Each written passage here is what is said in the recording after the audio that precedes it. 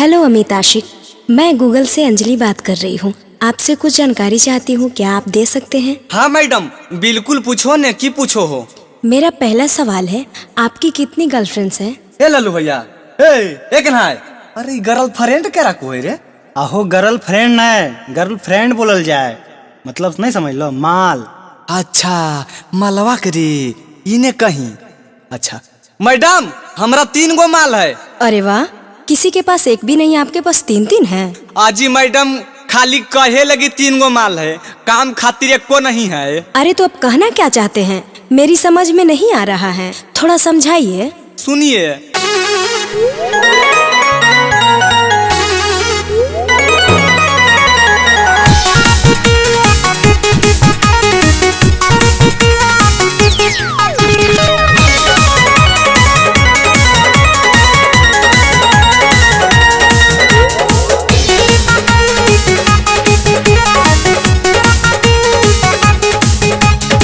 एगो त भाग गेले दोसरा के जोरे, एगो त पागल ह कई थोड़े थोड़े।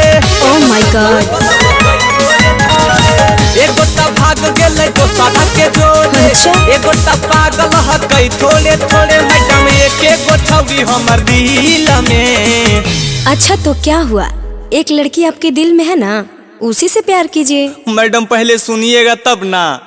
वो छौरी कल हमको मिलने बुलाई थी नदिया किनारे। जब हम मिलने गए तो मेरा हाथ में अपना शादी का कार्ड थमा के कह रही थी ना कि बाबू मेरे शादी में जरूर आना। अच्छा, मतलब क्या है, पूरा बताइए।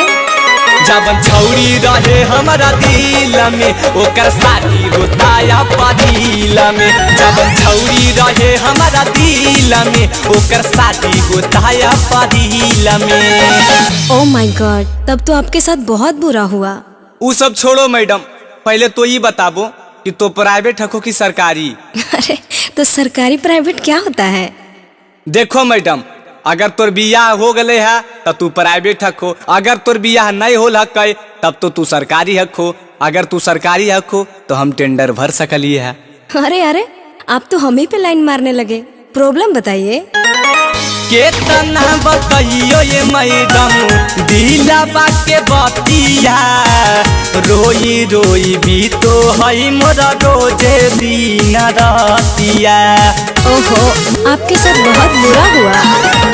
केतना बताइयो ये मैडम, दिलवा के बतिया। रोई रोई भी तो है रोजे दिन रातिया।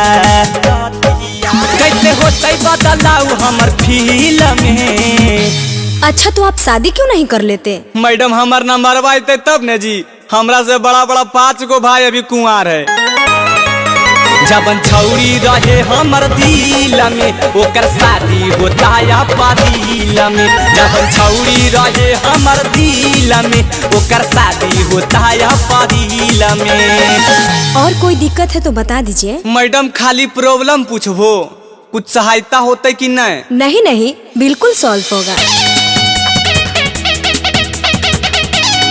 Music by Chandan Singh.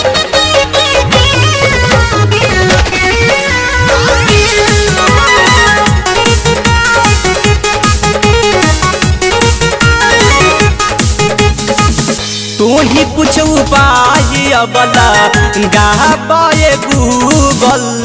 अमित गोरे लाल के जिंदगी जा को डूबल। तू ही कुछ उपाय अबला गाबाए गूगल। अमित गोरे लाल के जिंदगी जा को डूबल। लगे मछली न फंसी हमरा झील में। जबन छौरी रहे हमारा दिल में, ओकर शादी होता या पादिल में। जबन छौरी रहे हमारा दिल में, ओकर शादी होता या पादिल में। अच्छा तो मेरा आखिरी सवाल है, आपका पर्सनल नंबर कौन सा है? यही वाला है मैडम, जिससे हम दोनों बतिया रहे हैं। ओके, मैं अपने पर्सनल नंबर से शाम को कॉल करती हूँ। Bye bye bye. देख कन्हा, ई छौरी पट गले ने रे।